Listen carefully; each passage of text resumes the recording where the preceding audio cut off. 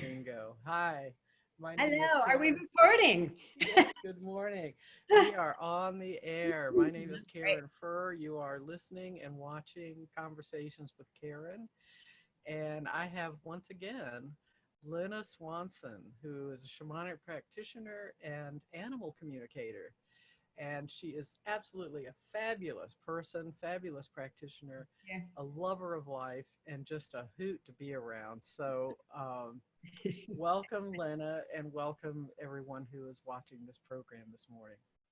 Thank you, Good Karen. morning. So, Lena, tell us, how did you get involved with shamanism? How did that, how did you step into that? Well, that's that's interesting. It started with a sad story. My sister passed away unexpectedly 3 weeks after 9/11. Um, she had a pulmonary embolism and just died in her living room chair, and we didn't even know she was sick. So that really broke my heart. And I I was taking animal communication classes at the time, and the teacher told me about a book by Echo Bodine called Echoes of the Soul. And in that book, Echo described having a soul retrieval, and she also described some of the symptoms of soul loss, and she was describing me. And so I had a soul retrieval, and that was the original calling to the shamanic path. And I took a weekend workshop, and I just kept getting the calling and calling and calling. So I actually had been an elementary teacher. So I had resigned I just resigned my position. I was too young to retire. So I resigned and started doing healing work and animal communication full time. Hmm. How did you come to understand? We've talked before when you worked with our dog, Fritz. And when you were doing that, we were on the phone, and you just said, "Okay, I'm going to do a check-in. I'll be right back." And I was sitting there with the phone, and I noticed Fritz, who we had called New Dog or Indy for short. He just got real calm and just kind of stared off into space. I was thinking, okay, this is good. And then you came back and said what, you know, Fritz was wanting and what Fritz was needing. But while I was watching that, I thought, how in the world did you know that this was a calling for you? How did you begin animal communicating? That's interesting. A lot of mystic or psychics and animal communicators will say they've been doing it their whole life. I Hmm. can't say that. I was probably doing it and just didn't realize it. But uh, right before my sister died, I had a dog, a golden retriever with severe Hmm. arthritis. And so I had a Reiki practitioner, an energy healer, come and work on her. And it was amazing. And she came a few times, and then she did a Reiki session on me. And we got to know each other. And she said, Lena, you're so intuitive and you love animals so much. You should take an animal communication class. And I'd never even heard of it. I was 47 years old, never heard of animal communication. I didn't know it was possible. So I started taking the classes, and it turns out that I was good at it right from the get go. And so I just kept taking classes and practicing. And then after my sister died and I resigned my teaching position, I started doing animal communication professionally. So, How did you know that you were good at it? I mean, what? well, um, that's also an interesting story.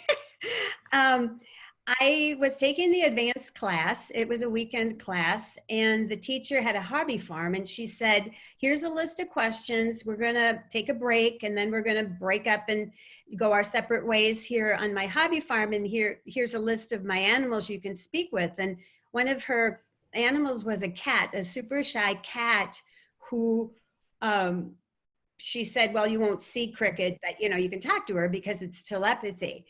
And so but I wanted to talk to my dog at home. Are you there, Karen? Are you Yeah, look? I'm here. I Okay, just put you on full screen, so okay. yeah. Sorry. Now I'm seeing your face was frozen. I thought, oh, did we get disconnected? No, no, no. Um, so she said, here's the list of questions, pick an animal. Well, I wanted to talk to one of my golden retrievers at home because he was sick. So I went to the basement to go to the bathroom because it was our break time. And when I got out of the bathroom, that shy cat, one of her shy cats that she mentioned that we wouldn't see, was waiting for me outside the door. And I heard her say to me as clear as a bell, I want to talk to you. And I'm like, and then I said to her, well, I want to talk to my dog at home. And then she said, but I want to talk to you. And all of a sudden I thought, Lena, you're hearing a cat talk to you, talk to her. And then it was our break time. And I told her, okay, but I want to go get a cookie. And she goes, just like a cat would go, she goes, okay, but hurry up. And I went upstairs to get a cookie and I thought, I must be going nuts. I can't believe I heard a cat. I actually heard her talking to me. So I went back to the basement and sure enough, she was waiting for me in one of the rooms up on the windowsill of one of the windows. And we started talking and I had the practice questions, just real general questions like, you know, what color is your bed? What kind of food do you like? Things like that. And then one of the questions was, do you have any pain? And all of a sudden, Cricket said to me, as clear as a bell, it's good to see you again, my darling. And I just like melted in emotion, just burst out crying. Had you seen that cat before anytime? No, I'd never even been to that hobby farm. I didn't know the teacher or anything. Wow. And so, but I got so emotional. I knew what she was saying was true. And she started sending me images because that's one of the way animals communicate is to send images. And so she started sending images of a past life we had had together as people, as lovers during medieval times. And I mean, I was still teaching school at that time. And I was just freaking out.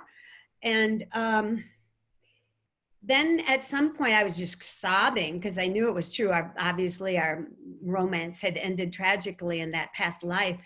And at one point I was just sitting there on the floor and I could feel like male hands on top of my hands comforting me. And so it was very emotional. But that was like, I just heard her talking to me and sending me images and basically doing everything that happens in animal communication. And then when I practiced, I had really good success with friends, animals, family members, neighbors, you know, and people would say it's so helpful. And I already had taught for 22 years and I was already called to the shamanic path as a healer. So that's why I left teaching and started doing it professionally. But I remember thinking, wow, it's the first time in my life that I'm good at something right away without having to work at it and practice. And I mean, what I needed to practice was how to deal with human clients and how to manage a communication session. But as far as hearing the animals, I could just do it right away. And it was a blessing. Mm-hmm. Wow. You know, by that example, you're suggesting that humans can reincarnate back into other species. Yes. Right? You're right. What I'm hearing.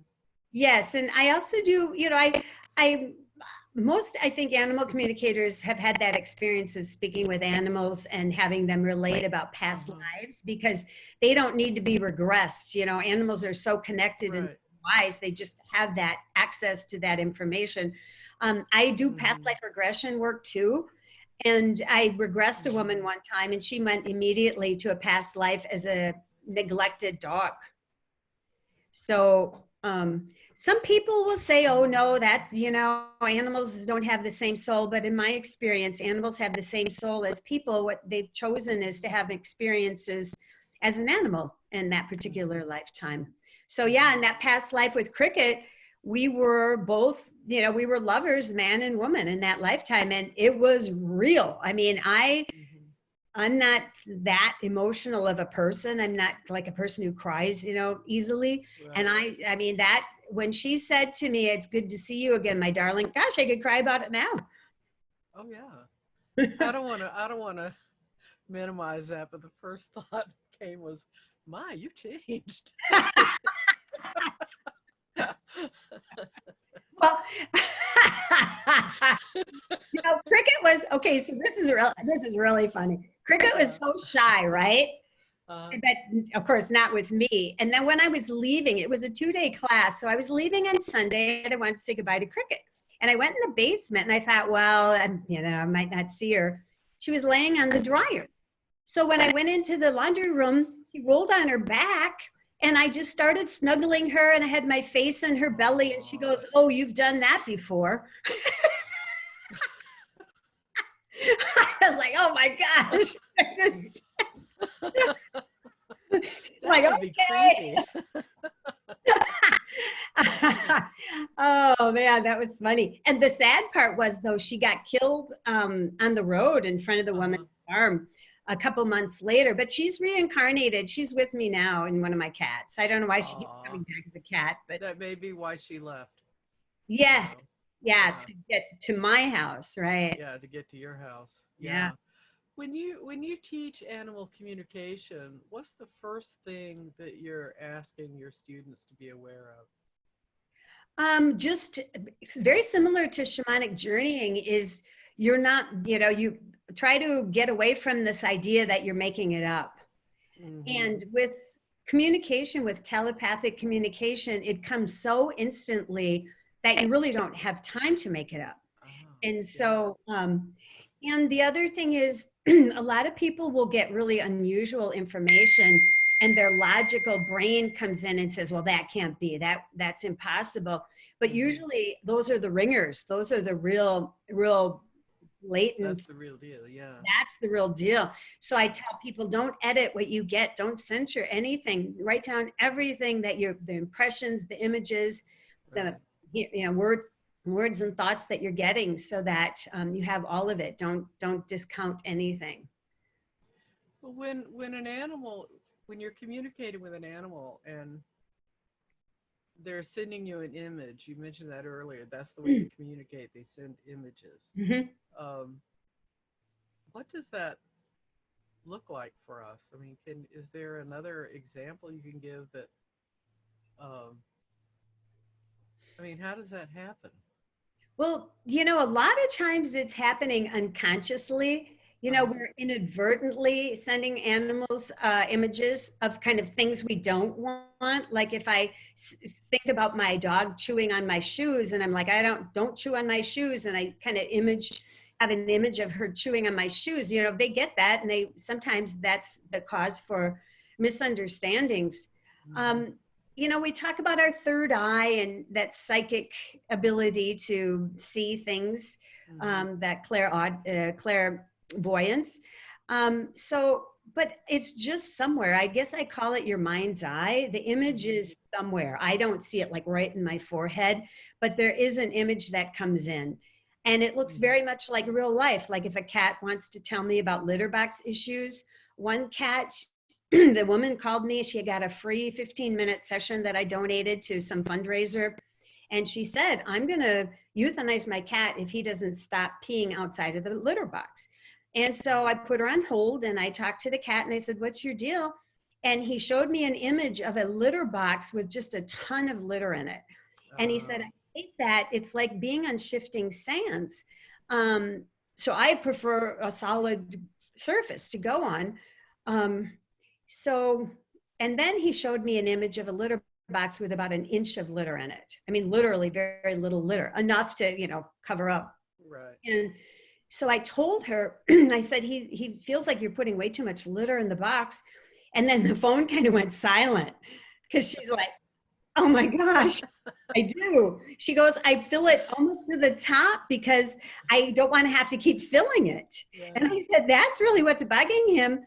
And then I said, just try putting about 1 inch of litter in the bottom of the box and see what happens. That's what he showed me.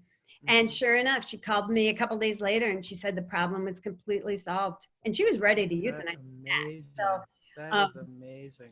Yeah. Here where I live, I'm living in California. I moved here from Minnesota last fall. I'm living with my cousin. And I'm used to feeding, I'm very holistic. I'm used to feeding my animals raw. And so I've been feeding the cats here raw, and she has a cat, so I was feeding her raw too. And I think it's healthy. It doesn't gross me out, so her cat just started devouring it. Well, my cousin was gone then. So then when my cousin got back, her idea is that it's kind of gross and that cats wouldn't want to eat it. So as Mhm. soon as she started feeding the cat raw, the cat refused to eat it. And I said, Kathy, she's picking up on your images and your emotions that you think it's gross. Go in there and go yummy, yummy, yummy, and send her a movie of her eating it and that you love it and it's so Right. healthy. And sure enough, as soon as she turned her idea about raw around, her cat started eating it again. So that's I, the perfect example of she, her, it was very inadvertent, mhm. her imaging and her reactions to the raw. But as Uh-huh. soon as she changed it intentionally, her cat started eating the food. Wow, that is amazing. We, I think we actually mess up our animals a lot, just sending them all kinds of crazy images and maybe they're tapping into our daydreams, you know, who knows, Well, right? we've been marketed well. The dog food industry and the pet food industry in general has done a really good job making sure we think that anything natural is not healthy for our pets. Right. Um, Oh yeah. yeah. Western vets will just be, oh no, never feed raw. I've been feeding Hmm. raw for like 15 years and Oh, my so healthy and yeah. yeah. Our dogs eat anything. Yeah. Yeah. Yeah. It's also a very good way. That's exactly right. Yeah. Yeah. Yeah. So, how long have you been practicing animal communication? And when did Um, you start offering workshops on that? well, I started doing it professionally around 2003, after I'd practiced quite a long time. And then a couple years later, I really felt like I was good at, had really gotten a sense Mm-hmm. of how it goes and with clients. And so I decided, I'm a teacher at heart. I taught for Mm-hmm. 22 years. So I thought, why not teach this? Because I really Mm-hmm. want to empower people. Maybe they want to become an animal communicator too. That'd be great. I actually have a few students who have become professional animal communicators. Or maybe it's really good for people to just get that deeper connection with their animals, to understand that it's possible and to just on their own uh, figure out, oh, okay, I'm sending the wrong image. I'm sending the wrong message. I have to be careful what I think and what I'm imaging with my animals. So Yeah. I like to empower people to do their own work if they can. I mean, in a Mm-hmm. perfect world, we'd all be just talking telepathically to our animals and we wouldn't need professional communicators. So, Yeah. but I love teaching and I've had so much training and curriculum development over Mm-hmm. the years that I think the class I teach is really good. I think it's very foundational and very step by step, and so people can have success. I want people to know that they're doing it. Yeah. Yeah. We when we were talking before, I shared about our dog Pinyon, Oh yeah, who we had found on the on the Navajo Nation reservation, and she was with us for a number of years, and then she died. But then we were dropping off a donation of dog food at the No Kill shelter in Flagstaff, where we lived at the time, and saw this other little we call them res dogs. They're kind of yeah, a blend of a lot of things, but they're really good sheep herders. And but she was just kind of sitting in the corner, just like Pinion would have, just quiet and just watching. And I said, well, that's a nice. It's not barking. It's not going nuts. Let's take this one home. no, And so very quickly, we started recognizing that she had some very similar behaviors to Pinion. And you had made a comment. Um, this has been years ago. You made a comment that it's not uncommon for pets who were really, really bonded to their humans to find a way to come back in another pet. Can you talk about that a little bit and how that works? sure. Well, that's where my past life regression training came in handy to just understand reincarnation more. And I had a situation years and years ago that taught me that animals can actually seek out a living animal and do what started calling a soul exchange. And that is when my clients, my human clients, have an animal who dies, but they'd really love that animal to reincarnate, but they don't necessarily want to have a kitten or a puppy. You know, they're a lot of work, and a lot of people don't have the time or energy. So the first time it happened, this soul exchange, I had no idea it was even possible. I hadn't taken any past life training or anything. And one of my clients called. She was a new client, and she was so deep in grief about losing her German Shepherd. And it sounded like she had just lost the dog, you know, a couple of weeks ago. And it turns out it was 2 years ago. And she and her husband were in this deep grief. And so we talked to her dog on the other side. I think it was Nellie. And then a couple months later, she called me and she was so excited. She said, we found a German Shepherd we want to adopt in Montana. So we're going to drive to Montana and get this dog. And it looks a lot like Nellie. So then about a month later, she calls, and they had gotten the dog in Montana and gotten back to Minnesota. And she wanted to talk to her new dog, Tilly. And she said, ask Tilly if she's Nellie reincarnated, because she acts like her. She looks exactly like her. It's just freaky. So I asked Nellie, and she said, yes. Oh, no, I asked Tilly, the new name, the new dog. I said, are you Nellie? And she goes, yes, but I don't want to tell them yet. I want them to get to know me in my new incarnation. Wow. And because I really honor what animals want, I did not tell the woman. I said, no, I don't think so. Well, then about 6 months later, she called again and she said, okay, my husband thinks it's Nellie. I think it's Nellie. My best friend thinks it's Nellie. Can you ask her again if she's Nellie? Yeah. And so I asked her, and she said, yes. And my human client, the woman, understood that I wanted to honor the dog. And she said, that's really good, because we've viewed her as a different, you know, soul that we could get to know, even though we kind of figured it was Nellie who came back. So then I started getting interested in how that happened, because up until that time, I thought it had, you know, souls had to reincarnate into a newborn. And so she told me, I found this dog who had been very neglected in Montana, and she didn't care if she kept living or not. And I was so adamant about coming back to my people. And I kind of knew my people were looking to rescue. And so she convinced the dog to cross over, to leave that body, and she went in. And it happened spontaneously then a couple of years later with one of my dogs. I never knew my dog was coming back, but he did, in a golden retriever I rescued.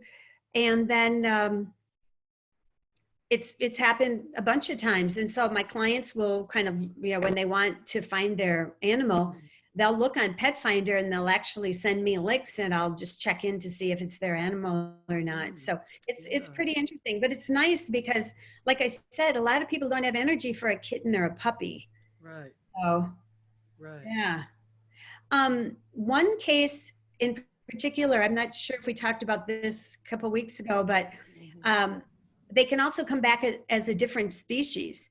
I had a client who moved home during the last economic downturn and then brought her cat, and her cat got killed in front of their house.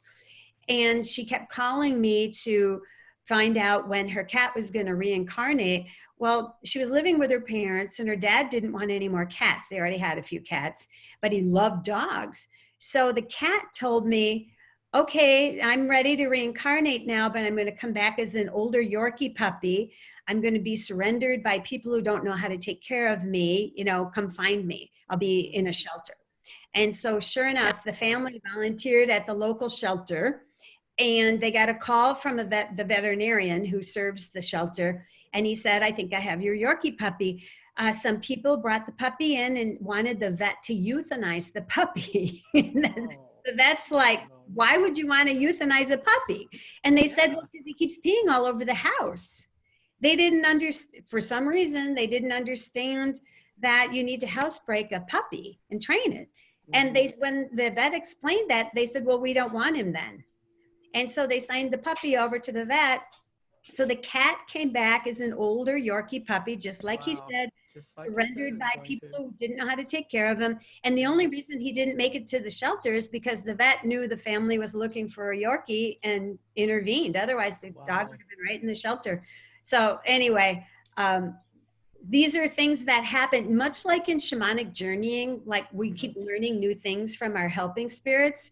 It's lots of times during animal communication, it'll be a brand new situation. And I'm like, wow, I didn't know that was possible. And that's what happens. So animals are wonderful. Amazing.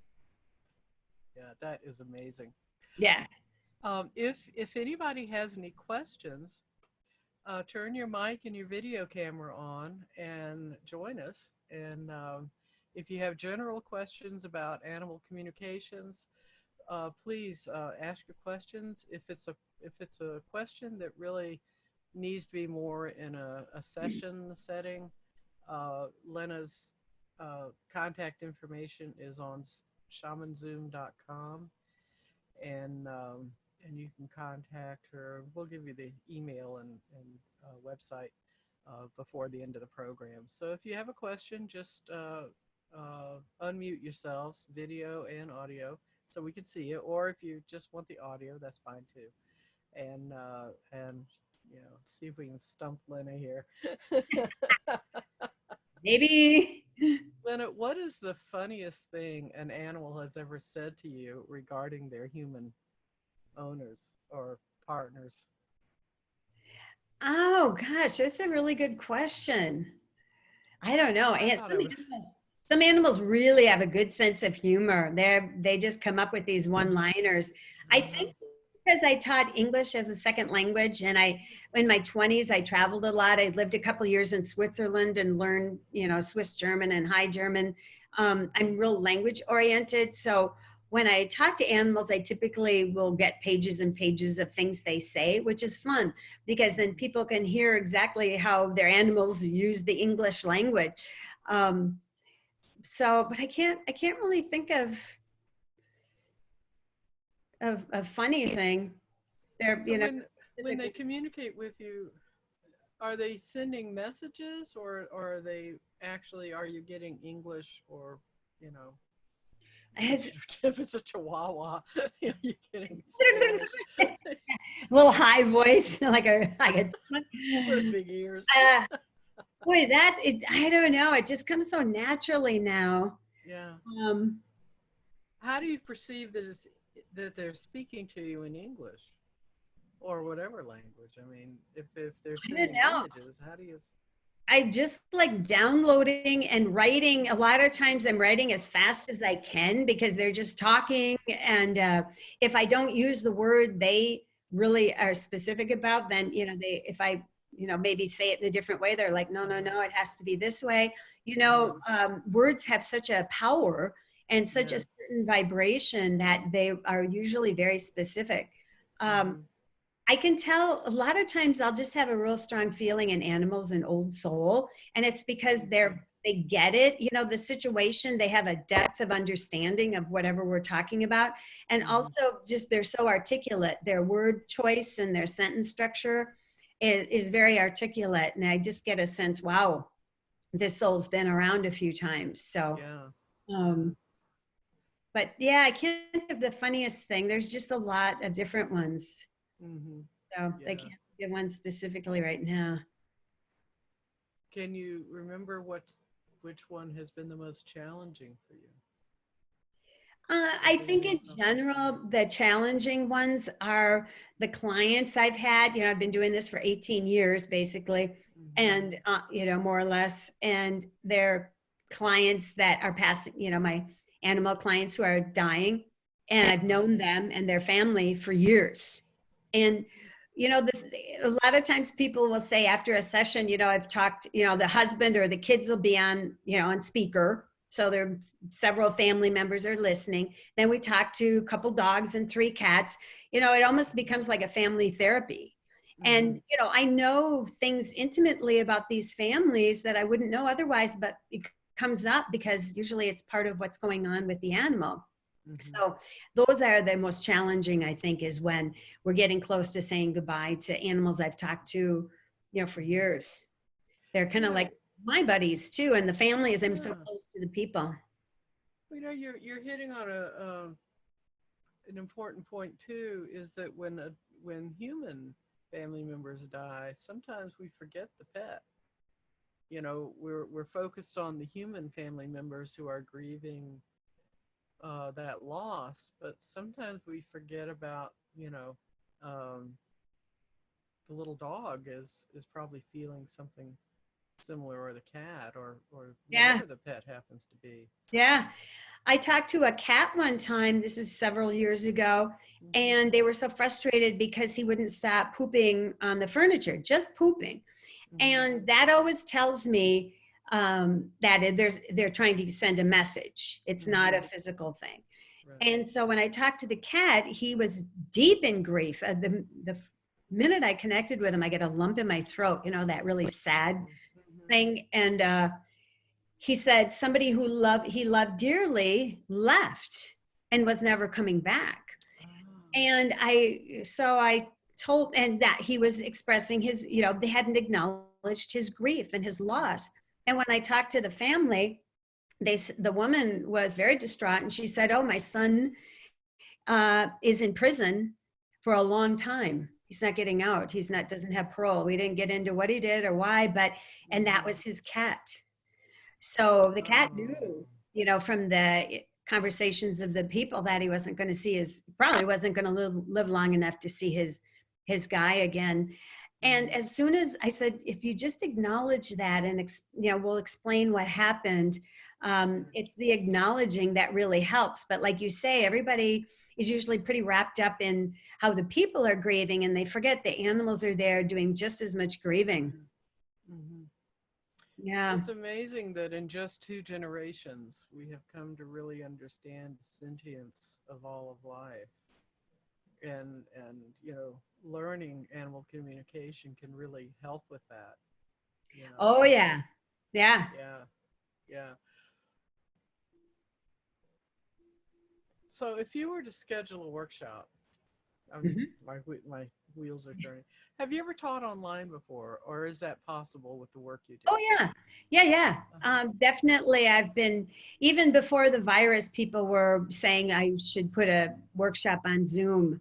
Of course, I really like teaching in person, but Hmm. you can reach so many more people online. Hmm. But when I teach, I divide it into part one and part two. I don't like saying beginning and advanced, because sometimes Hmm. people are in the part one class and they're already very advanced. It just depends Hmm. on where they are. But um, we really practice at the first part of the first day on everybody figuring out what their own strengths are according to psychic skills.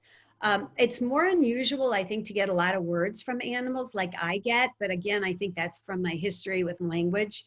Hmm. Most of the time, people get a few words. They'll get images because animals really like to send images. They'll get feelings, um, and maybe hear a few things. And so I do a lot of have people do a lot of exercises to figure out what their strengths are with psychic skills, because we're using our psychic skills to receive the information from the animals and to send it back when we want to tell them something. So and then in the afternoon, we practice. I have people bring pictures of their animals or be able to describe their animal and break up into pairs. And I give a set of practice questions, and Hmm. I have developed what I call a launch pad. It's several steps to get connected with the animals, and then they practice. And that's the beauty of that, is for people to get immediate validation. If two strangers are in my class and one gives the other a picture of their dog and their cat, and they ask questions and it turns out they got the right answers, they Right. know they were talking to that cat. They never saw the cat, they never saw the person, they just looked quickly at a picture or heard a description. But because I have these steps to get connected, because I Yeah. really want to ensure people's success, most people, most everyone can get one or two correct answers during the course of the practice. And then it just takes practice. It's a new Hmm. muscle for us. We're not used to communicating telepathically. Hmm. So, people used to say to me, "Oh, you have such special gifts." And I'd say, "No, we are all wired for telepathy. It's just that we haven't practiced it. It hasn't been accepted in society. And the first thing I say to people in my classes are, you're already doing a significant amount of animal communication. It's just so random. And I'm sure you've had those experiences too, Karen, where you haven't taken a communication class, but all of a sudden you're hearing something, you get an image, but it just kind of comes in and out. Animals are shooting it at us, and we're not that prepared to receive it, or we don't even realize it's from the animals. I had a dog tell me, one of my dogs told me years ago, he said, you think you have such good ideas about us, but it's really us telling you, you know? Interesting. So they tell us telepathically, it comes in and we're like, oh, I have a good idea what we should call our dog, especially with names. Yeah. Um, so yeah, it's really interesting, that interaction, That's but interesting. the Yeah. class really helps people put that communication that they're already doing in a container. Uh, have it be intentional rather than so haphazard. Now, um, with the advent of our understanding of all life is sentient, are there workshops out there on how to telepathically communicate with plant life? Have you explored that at all, or Well, is your work what I strictly with teach animals? then, that's a really good question. You know, in part two, then, like the second day of my workshop, Yeah. that's when I get into communicating more with nature and with Mhm. wildlife. So it's, for me, it's the same process of same thing, communicating with animals, plants, a mountain, a Mhm. tree, a stream. You know, everything to me has a spirit, and then it's just a matter of opening up those channels of communication. Now, Mhm. it feels a little differently when you're communicating with wildlife and you can't necessarily get the validation. Um, I think it's one way to try to get a validation is to talk to a crow or a squirrel, or, and ask questions that you don't know the answers to, and then look up on Google, Google, and look up some information online and see if you were on the right track. So Oh, yeah. it's communication, telepathic communication to me is really a heart-based activity. And Mhm. that's one of the last steps in connecting with an animal, is filling your heart with love and sending it to the animal. And Mhm. so they get that we're really loving them and want to have this connection. So they do everything they can to have us understand. Yeah. So, Yeah. And that's, yeah. And more people are interested in doing that now. You know, yeah. Yeah, I mean, I stopped doing pet expos, unfortunately, years ago, because I found that people, they just are so skeptical. mhm. The most success I've had historically is a metaphysical event where people are already believing in psychic readings and the mystery and shamanic healings and things like Mhm. that. And then when you talk about animal communication, it's like, okay, it's real. Yeah. um, but in the larger pet world, it's the same. For example, with holistic veterinarians are much more open to animal communication in general than a Western, Mhm. uh, who only practices Western medicine for animals. So Yeah. yeah, I mean, things have changed dramatically since I started. There are a lot more animal communicators around, and a lot more people believe in it, but Mhm. there's still a ways to go. Yeah. That's why I love to teach.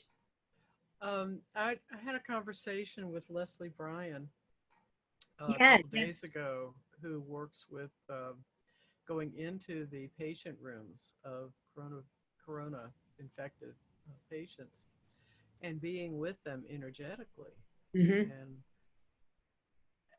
and listening to listening to how you describe your work, and remembering what Leslie was saying.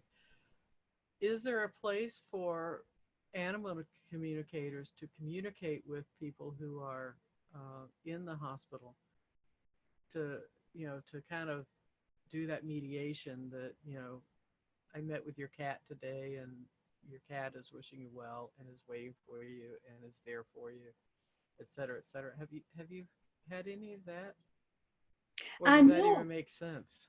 no, no, absolutely. It makes sense. And I'm so glad you brought that up, because One thing I want to emphasize is with telepathy, you do not need to be physically present. In fact, telepathy means distant communication. Right. So most of that's why I could move to California, because it doesn't matter where I am. My clients are all over the US. I have some clients in Europe that I just do FaceTime with. So the telepathy happens no matter what the distance. I had clients in Minneapolis and I lived in St. Paul. So of course, we did all our work on the phone. And then it was really cute. I didn't hear from her for like a year. And I thought, whoa, okay, well, maybe she found a new communicator. Or she just doesn't need me. And she had moved to Hawaii. Oh my. And she wrote me an email and said, Lena, do you know of any communicators in Hawaii? And when I said, don't you want to use me anymore? She goes, well, I thought I was too far away. No, you could be anywhere. And that's so, people don't even have to be with their animals. But for the same reason that you had so much fun with Fritz, remember, because Fritz let you know that I was talking to him, Yes. or her. Was she a girl? It was him. It was him. That's okay. Yeah. So I tell people, no, your cat or dog or horse doesn't have to be there, but it's kind of fun because they usually will show a sign. So yes, if the thing is, it's kind of like with healing, it's almost like you need permission, or the person would need to instigate that conversation. And I don't know, gosh, they can't even really have loved ones at the hospital with them. So I'm not sure how talking to a corona ill person, how that would work logistically, but it certainly would be possible. Like if somebody said, could you talk to my brother's cat? And then I'll tell my brother what his cat said. Of course. Yes. I remember when you worked with Fritz, you came back for the conversation and you said, well, the first thing is he doesn't like his name. And I remember I just kind of flippantly said, well, what name does he want? And you were he wants Fritz. It's like, okay. Well, I've had that happens a lot, because again, you and I know even with our shamanic practices that words have a vibration, and if you're constantly saying a name to your animal that they don't like, I mean, it's got to be really hard. The other thing too is if they've been a rescue from a pretty dysfunctional past, they don't want to keep hearing the same name. It's absolutely a myth that you can't rename. You could rename a 14-year-old golden retriever if it was appropriate and if the dog wanted it. But I remember, because you said your dog's name was Indy, so I thought it was Indy. But again, because the spelling is so important. I mean, if somebody says their dog's name is Zoe, I always get the spelling, because it's an honoring of their name and that being. And so you go ND, and I'm like, what? And you said ND, new dog. And right away I heard Fritz say, that's not a name. So he wouldn't even talk to us about anything until we figured out his new name. Oh, and that's funny. Yes, and the animals, it's so important to them. So they'll sometimes bring it up too if people kind of like the name, but they don't. At some point in the conversation, they'll bring it up. And often at the end of a conversation, what I like to do is say thank you to the animal for the information. And is there anything you want to tell your person or people that we haven't asked you? And that's often when we really get to the meat of the matter. And that's often when the animal will say, I want a new name. And then it's kind of fun picking out a name. People will suggest a few, animals will suggest a few. And we go back and forth until it's a name that both parties like, because it is important. Yeah. If anybody has a question or a comment. Well, I have a comment. Well, put your video on so we can see you. Well, you have it turned off, so I can't. I tried to do that, but it wouldn't. Oh, I thought you can't. Oh, let me do that. Hold on just a second. The guy. Did that work? Yep. Where are you? See him though. That is a background from when I was in a botanical garden in Singapore. Can you see it, Lena? I can. Hi, Mushroom. Hi, Lena. Good to see you again. Yes, no kidding. It's been a while. It has been a way long. Yeah, back to your spirit garage. Yes. I'm back. Yeah, yeah. Yeah. No, I Yeah, was mushroom. Go ahead. no, I was going to sit there and say that with names, I mean, even people have difficulty with names that they are given that doesn't fit. Yes. I mean, I'm a classic example of that, and I found one that did fit very, very well. And so I know that with animals, that if we give them a names that they don't like, that they don't respond. Well, Uh-huh. they kind of let us know, hey, that's not who I am. Yeah. So then it's a matter of hunting and being open to finding the right name. So Mm-hmm. Yes. Yeah. So good friends of mine got a rescue golden retriever, and she's not your typical golden, well, she passed away now, but she was very mischievous. And when we went through what she wanted to be called, because she was a rescue, she said she wanted to be called Rasta, short for Rastafarian. And we didn't know her that well then. And the husband loved the name. And my friend, the wife was kind of like, I don't really like it. Well, they wanted to give her the name she wanted, so they called her Rasta. Well, as they got to know her, she was so mischievous and such a kook for a golden retriever. I mean, she was wild, and she absolutely fit that Rasta name 100%. And even after they had had her several years, the wife still said, nah, it's not my favorite name, but it fits her perfectly. So it was nice that they honored her strong desire to be Rasta. Wow. Yeah. Yeah. She's Yeah. the love of my life. That's very cool. Yes. Yeah. Anybody else have any questions or comments? Leslie is on the call, and she. Hi, Leslie. Hey, mushroom. No, that's a mushroom. But she was talking about how she did her work, Hi, Lena. energetically going to the hospital rooms and being with patients. But yeah, I love that dragon back there. well, me too. That's why it's there. And That in is Eastern, really in the Eastern world, in Asia, the dragon is a protector. beautiful. So it's nice to have the dragon. Uh, I have a story about Yeah. mosquitoes. Oh, great. Okay, I was in a um, shamanic workshop, but I was also at a sweat lodge, and we were waiting outside the fire. And before we went into the sweat lodge, so we're not wearing a whole lot, and there were mosquitoes around. And one mosquito landed right on my arm, right where the phlebotomist likes to go.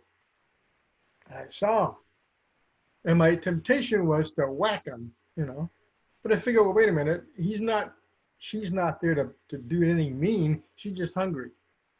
So I told her, you can have all the blood that you need, but in exchange, I would appreciate it if you would keep all of the other mosquitoes away from me for the rest of the weekend.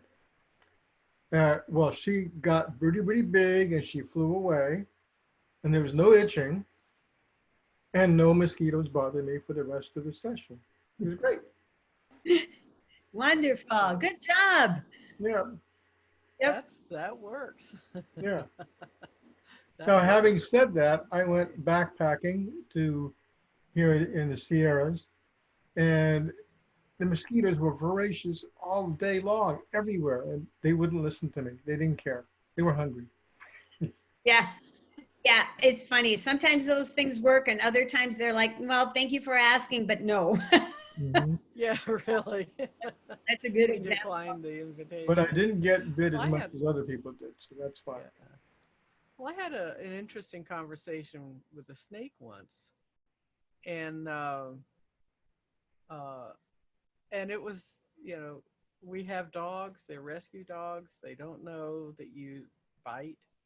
So if you'll stay on your side of the fence, they'll stay on our side of the fence. And we have had, in the 10 years that we've been here, we've only encountered 3 snakes on the property, and that's all. And each one of them, we have that conversation, and they stay away. That's, We hear all around us everybody, encountering snakes, but so far we're good. Leslie said, "Thank you very much, Lena and Karen. Good to see you." She's got to take off, so Oh, good. Okay. yeah, yeah. Hi, Debbie. Deb Bennett is on too, and Hi, she's a good Debbie. friend of mine. She's a doctor. She's going to be interviewed, or we're going to have a conversation on Friday at the same time. Oh, nice. Yeah, she's a medical doctor, and we're going to talk about coronavirus and COVID-19 and get some. There's a lot of controversy in our community here about social distancing, wearing protective, like a mask and stuff. So she's gonna talk about that, but she's popped in. If you have any questions, just unmute your microphone or turn your microphone on and turn your video on so we can see you. Or if you don't want to be seen, if you're still in your pajamas, just just turn your mic on, and if you have a question, ask a question. But yeah, is there anything that you wanted to answer that I haven't asked yet? Yeah, I was trying to think of what we talked about a couple weeks ago, and we haven't talked about yet, and that is how amazingly psychic animals are.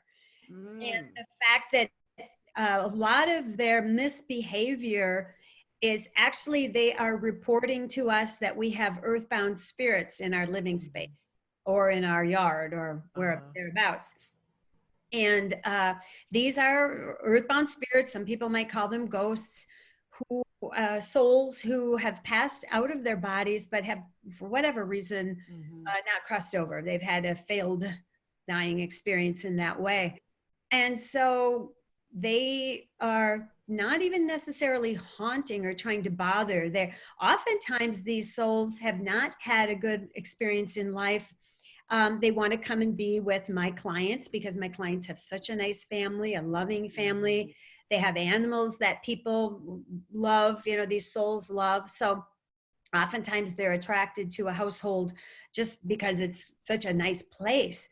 But the animals then will pee out of the box or pee inappropriately, poop. If it's not a physical condition, it's a message. And 99.9% of the time, the message is we have other beings or energies in our house, and it's quite unsettling. And so what I've done over the years is written up a whole set of instructions to help people clear their own house and land. Because I figure, number one, I want to empower people to do their own work. I think it's really powerful, and it sets a good example for the spirits to know that people are taking charge of their themselves and their land and their living space.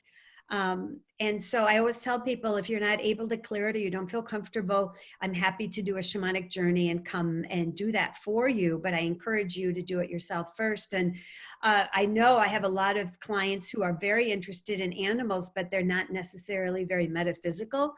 And so I think, they're like, oh, okay, I'll do this.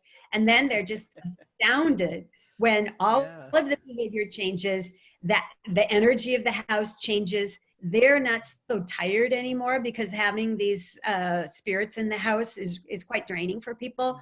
Everything changes. The kids stop having nightmares, and so that is a wonderful thing that animals can let us know. I find they're very psychic. Usually animals who are like we would consider high strung or kind of scared, a lot of the times it's because they are so incredibly psychic. They're tuned into the energies and the fluctuations and the spirits. And so there's a lot on their plate that they're trying to deal with. And for us, not knowing, we might just look at them and say, whoa, that's just really a scared cat. Well, the cat just happens to be ultra psychic and is dealing with a lot of different dimensions. And so it's really good to understand that and get it clear, things cleared out and balanced in the house, if that's the case. So if I'm sitting in the living room reading a book or whatever, and what kind of cues do pets give, or what are some of their behaviors besides pooping and peeing? How can you know just by looking at your pet if they might be seeing a ghost or a spirit or a discarnate being? How, Uh, what yeah, signals do they give? good question. They will look around. I mean, they will stare in a corner. They'll walk over to the corner and sit down and just stare. And cats will start looking at the ceiling and just looking around at things. Um, yeah, they'll do that. Or all of a sudden, like the dog won't go in the basement anymore. They have a family room in the basement. They love to watch TV down there. Nope, dog's not going to go down anymore. It's just really weird behaviors, a sudden behavior change. Yeah. That's the signal. Um, Oh, okay. yeah, it's quite interesting. Yeah. That is fascinating. We Um, are. Go ahead. Animals, I think I was talking about this a little before, a couple weeks ago. I Uh-huh. think part of the reason people are so drawn to animals is we know on a certain level that they're much more connected to the all and to the oneness than we are. Mhm. They really get it, a lot of them. They're psychically gifted. They remember their past lives. I mean, they have these gifts that we have, but we've kind of buried them with modern civilization. And so I think that's another reason why people are so drawn to animals, and Mhm. also that unconditional love. Mhm. People will say they miss their dog more than they miss some of their human relationships who have passed away. And people will actually feel guilty about that. But we don't get that unconditional love from very many human beings, Mhm. whereas we do get it from animals. I mean, you can be really crabby with your animal one day, and they just 2 minutes later, they're just like nothing happened. They just shake it off and let's move on. Oh, and the other thing I Yeah. wanted to mention too is animals have such a different relationship with death. So when animals are getting ready to, pass or go, transition, they don't Mhm. have all the fear that we have. They have a different experience. I think I mentioned before, I talked to my sister had passed away way back when, and I adopted two of her cats, and one of them was quite sickly, so he ended up dying after a couple of years. And when he Mhm. was on the other side, I thought, I'm going to ask him how that is for him, how his transition was. And he said, well, people view death as being on a conveyor belt and then just falling off the end into whatever, Oh. that Uh-huh. the unknown, the scary unknown. Mhm. He said, whereas animals view death as a ladder and stepping up another rung of the ladder. So Mm. why we're not afraid of it. We know it's a progression. I thought that Yeah. was so interesting. A conveyor belt just falling off the edge, the end of it into nothing, and then or animals just going step by step in their soul's evolution. So I know we refer to that crossing over as crossing the rainbow bridge so many times. Is there really a rainbow bridge? oh, that's so funny you mentioned that. Maybe that's the fun. You asked earlier, what's the funniest thing I've heard from animals? And it's Uh-huh. like talking to a deceased animal, which, oh, by the way, we can talk to animals who have crossed over. Their soul is still Right. there. So it Oh, I doesn't, talk to Pepper all the time. Yeah. yeah. But I've had a couple of cats and dogs offered to me, like an aside, oh, by the way, there is no rainbow bridge. Wait, It's a nice metaphor though. it is. It's wonderful. But after the animals started telling me that, when I Uh-huh. see cards and all these things about the Rainbow Bridge, like on the Facebook and stuff, I just can't have to. Right. You want to put an asterisk on there, Yeah, fine print, yeah. fake Only news. real if you believe it to be real. No, but That's actually, great. what would be more accurate is a ladder, right? A ladder. Yeah. Yeah, Maybe, hey, we could maybe put that's the interesting. rainbow colors on a ladder. That's been done.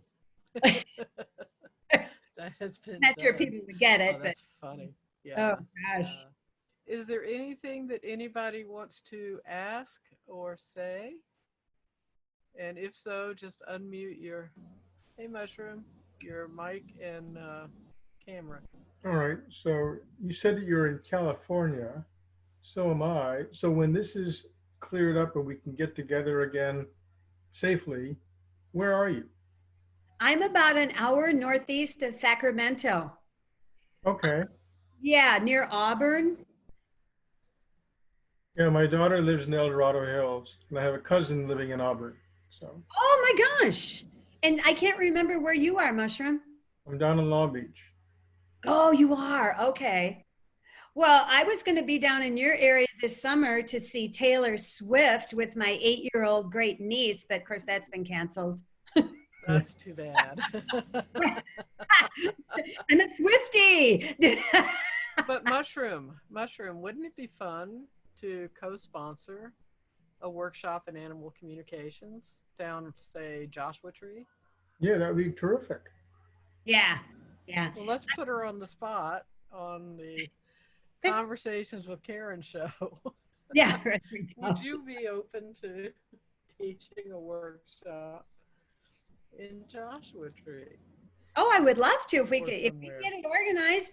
I don't know how expensive Let's do Joshua it. Tree is. I've been teaching at a metaphysical or intuitive center in Minneapolis for a few years that Echo Bodine has, and Uh-huh. that's been great and very affordable. So, but I love teaching. And I think it's really great. Just like in shamanic journeying, it's Mhm. just a different thing to get together in person. So if we can do it, I would love it. Totally. That'd be fun, wouldn't it? That'd be really fun. All right. Does anybody have? Annette is saying I would definitely attend. Oh, good. We got one. We got one. Yay. And well, there we go. No, it would be fun. So, but I'd like to do something online too, because I think there are a lot of people who, for whatever reason, don't want to travel or it's hard for Yeah. them. So, um, Yeah. you know, yeah. Yeah. Okay. Well, thank you so much for coming back for part 2. Oh, yeah. And you did press record. And I have recorded it. so good to see you For again, Mushroom. My for gosh, those, years. yeah. For those of you who have watched this up to this point, before we started the show this morning, I made a confession to the people that were were present for the thing. Lena was on the show 2 weeks ago, and I had forgotten to press record and lost a magnificent and wonderful conversation. And it took 2 days to get the courage up to say, Lena, I blew it. And she graciously said, well, let's do this again. And so I learned more things today too. So thank you very, very much. I just feel bad that you felt bad for 2 days. It's not a big deal. It was a mess. Oh well. Anyway, so meant to be. Well, remember that I think it was honestly, Karen. I think it was my shamanic helping spirits because remember, I thought it was audio only, so I was kind of disheveled, pajamas, Showed up in her pajamas. hair every which way, and you said you've got 15 minutes to pull it together. I was pulling it together like when we were at the 1-minute marks and it still wasn't good. So anyway, this gave me it was great. It was absolutely great. Listen, everyone, thank you for tuning in. Lena, what is your contact information? My website is my name. Lena is spelled Lena, and then Swanson, SWANSON.com. And Lena is written like Lena, but my family's always pronounced it Lena. And then my phone number is 651-206-0644. And I text, so that's often the fastest way too. So yeah. If you go on to shamanzoom.com, there's a direct link on the right of the front page. There's a direct link to Lena and her work and her website. Good. And send her a message or whatever. Also, if you want to support the work that this project of please consider donating. There's a button on shamanzoom.com and it says your help helps, kick in $5, and if you can afford a little more, that can't say no to that. But we're just putting these interviews together, these conversations together, so that folks can hear from a variety of practitioners Like I said, Friday at 11, Dr. Bennett is going to be on talking about coronavirus and what she's learned so far and the importance of staying safe during this time and re-entering safely and responsibly. So she'll be on Friday. She's on now. So thank you, Debbie, for coming Friday. And yes, we will record that one too. Get I your have my I now. have my cheat sheet now. So Well, okay, Karen, thank you for doing the Shaman Zoom and for all the time you're spending, learning how to use Zoom and interviewing people. The interviews are really, really interesting and such a nice yeah. variety. So Well, appreciate thank all you. your efforts. Okay. And thank you, everybody. Live long and prosper and peace. Stay safe. Wear your masks. Wear your gloves if you need Hug your to. animals.